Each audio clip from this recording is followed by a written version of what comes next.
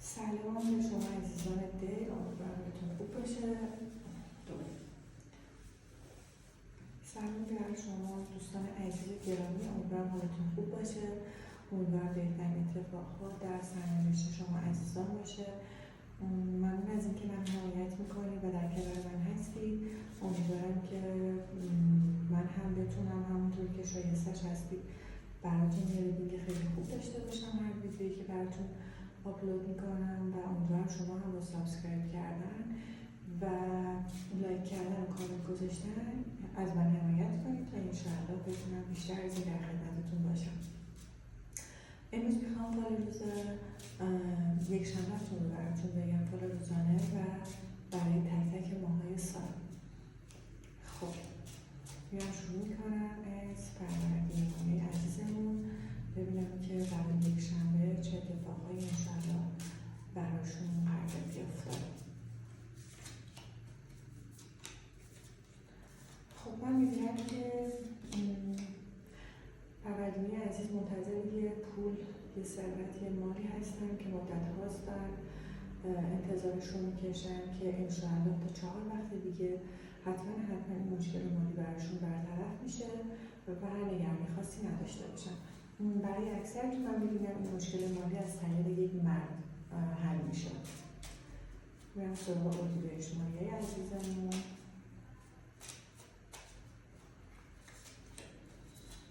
اردیبهشت ماهی عزیزمون من میبینم که شما یه ناراحتی و یه اتفاق بد رو دارید پشت سر میگذارید از 9 وقت پیش تا الان، ولی برای شما گشایش 100% هست، نگرانیتون برطرف میشه و اصلا نگران نباشید. الحمدلله تا الان برای همتون خوب بوده، امیدوارم برای بقیه ماهای سال هم خوب بیاد و باعث شادی و شادی شما عزیزان بشه. بعد خرداد ماهی ها میخوام بکشم. خرداد ماهی عزیزم من میبینم که شما اگر داخل رابطه نیستی رابطه رو شروع میکنید. برای کسایی که قصد ازدواج دارن قطعا خواستگاری و ازدواجی پیش میاد که احساسی شما به شما درخواست ازدواج میده. کلا برای خرداد ماهیان توی روابط من فعلا میبینم، یا اگر اختلافی چیزی در زندگی شخصیتون دارید با همسرتون اونها برطرف میشه و زندگی بهتری تجربه میکنید. برای تیر ماهی عزیزمون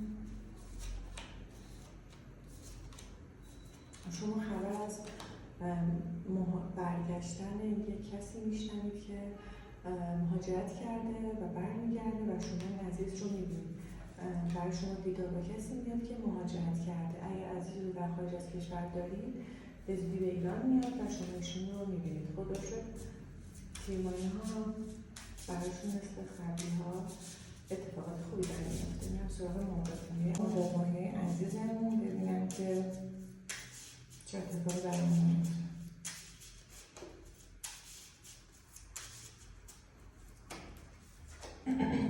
خب مرداد ماهی عزیزمون من میبینم که منتظر تماس تلفنی یا یه اتفاقی بودن مدت هاست که این یا یه خبری بودن که این اتفاق برشون به زودی میفته. اگر انتظار ویزا یا مهاجرت کردن به کشور رو میکشن این اتفاق برشون قطعا میفته. برای اون کسایی که قصد مهاجرت ندارن هم میتونه خبر خوبی باشه از یه کسی که مدت هاست منتظرن اون خبر رو بشنون. میام سراغ شهریور ماهی عزیزمون ببینم که اونا به چه صورتی میگذرونن انشاءالله از یک شنبه رو. شهریور عزیزمون من میبینم که اختلاف مالی به یک فردی خوردن که خیلی وقت طول کشیده و منتظر این مشکل حل بشه. روی 1 وقت تا 8 وقت دیگه این مشکل براشون حل میشه، ولی این یکمی طولانی تره ولی انشاءالله درست میشه. بریم سراغ مهرماهی عزیزمون ببینیم برای مهرماهی ها چه اتفاقاتی قرار بیفته.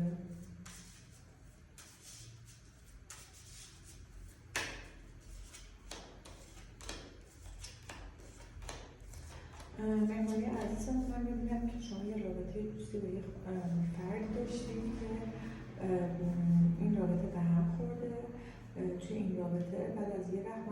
که آشتی میکنید. اگر با کسی رابطه داشتید که به هم خورده، چه دوست آشنا چه فامیل، این رابطه دوباره به آشتی ختم میشه.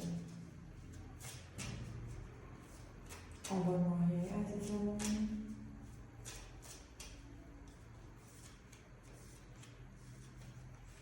آبان ماهی عزیزمون، من میبینم خانوادگی داره، خانوادگی منتظر یه جابجایی هستین. حالا من فکر کنم جابجایی خونه است، میتونه جابجایی شراکتی مالی باشه یا یه حرکت خانوادگی باشه که به اتفاق انجام میدین و روشن، نگران نباشید.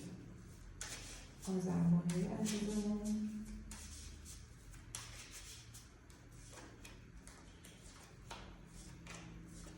آذر ماهی عزیزمون، من میبینم یه اختلاف بین چند نفر هست که هم میتونه شراکت کاری باشه، هم میتونه خانوادگی باشه که این اختلاف خیلی وقت گره خورده و منتظرید که این اختلاف باز شه. نگران نباشید، این مشکلات حل میشه براتون و اون اختلاف باز میشه، ولی شما روابطتون عین سابق دیگه نخواهد شد. این سراغ پیمانی های عزیزمون.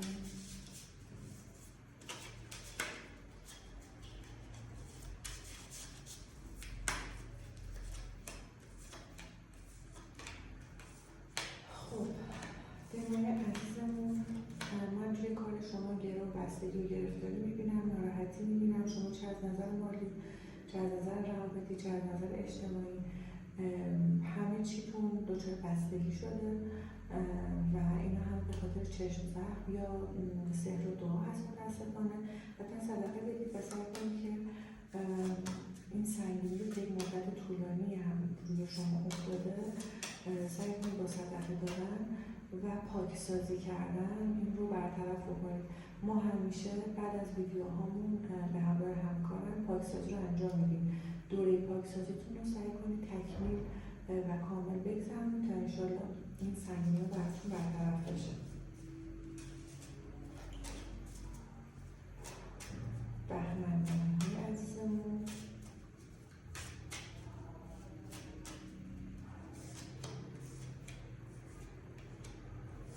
برای بهمن ماهی هامون من میبینم که فروشی صورت میگیره که اگر توی این فروش یه چیزی میخواین بفروشین یا یه معامله یه پولی میخواین راجع سرمایه گذاری کنین، اگر این کار با تأخیر انجام بدید براتون بهتر.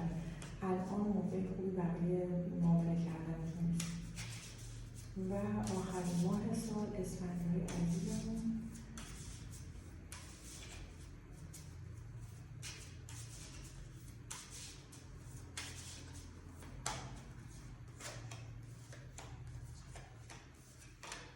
اسفندیار عزیزمون، خبرهای خوشی براتون توی راه هست.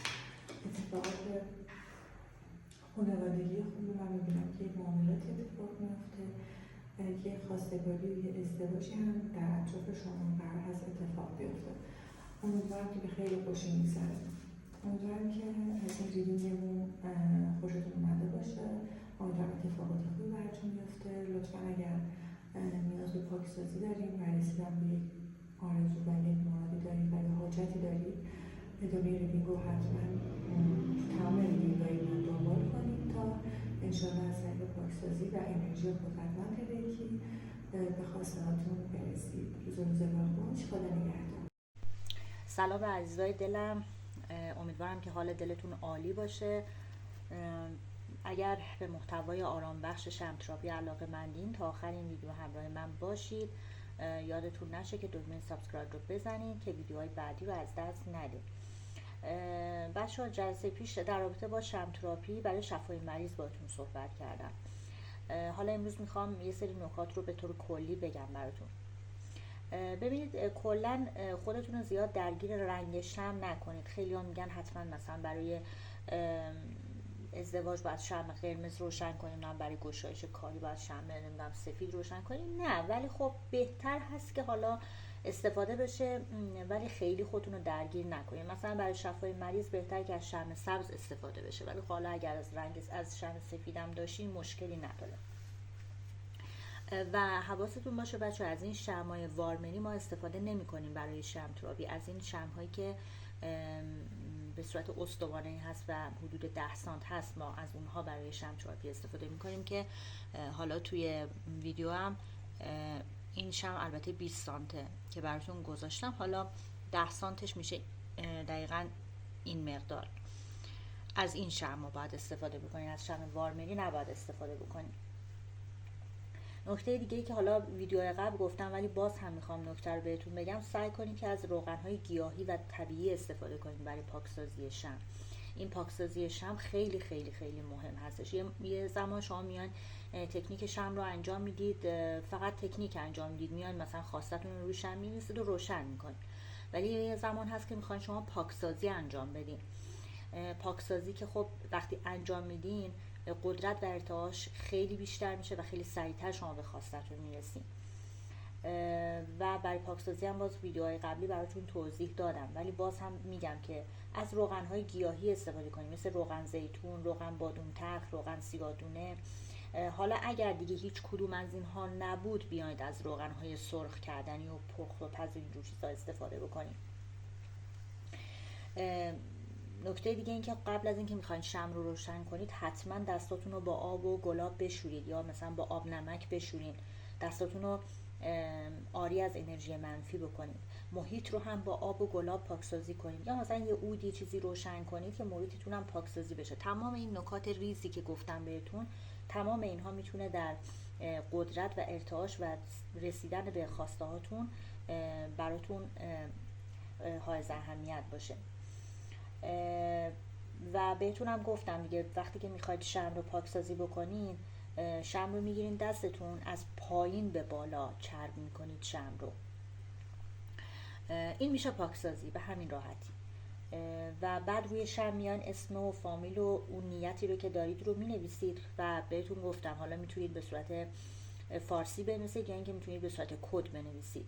و گفتم خدمتون که کدهایی که در پیج ها و کانال های مختلف هست، اینها همه کدهای عمومی است، نه اینکه تأثیر نداشته باشه، ولی اینو مطمئن باشید که کد شخصی که تنها برای شخص خاص خود شما نوشته میشه، خب خیلی بیشتر تأثیرش بیشتر هست. و اگر هر کدوم از شما عزیزان خواستید کد شخصی رو بنویسید، حتما برام دایرکت کنید، من حتما پاسخگوی شما هستم که براتون کد شخصی رو براتون محاسبه کنم، چون نوشتن کد شخصی، به دست آوردن کد شخصی باز محاسبات خاص خودش رو داره. بعد که دیگه اسم و فامیل و اونیتتون رو نوشتین، بعد شمع رو میان توی دستاتون شارژ میکنید و اون خواسته و نیتتون رو در واقع با اون اسم و فامیلتون و اسم مامانتون به زبون میارین. و بعد که این کار رو انجام دادید، میایید توی در واقع یک نلبکی، مثلا من اینجا براتون یه مقداری نمک میریزید به این صورت. الان من براتون انجام میدم. یه مقدار نمک برمیدارید و اینو مثلا حالا توی ظرف میریزید به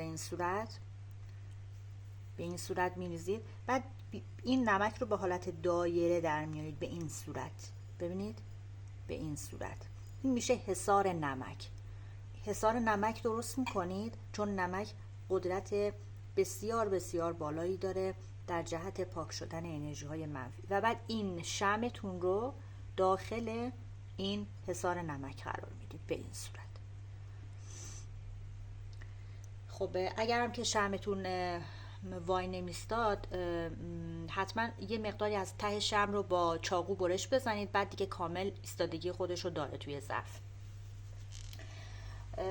من سعی میکنم تک به تک نکته ها رو بگم که شما واقعا نتیجه بخش باشه براتون. خب بچه ها، من تا اینجا ویدیوم رو سعی میکنم ویدیوهایی که میذارم خیلی کوتاه باشه که شما رو زیاد خسته نکنم. باز تا فردا که ویدیوی جدید براتون بذارم از بحث جذاب و دوست داشتنی شمع تراپی. ممنونم که تا اینجا همراه من بودین. اگر از این ویدیو خوشتون اومد لایک یادتون نشه و حتما نظرتون رو برام کامنت کنید. ممنونم. شبتون بخیر.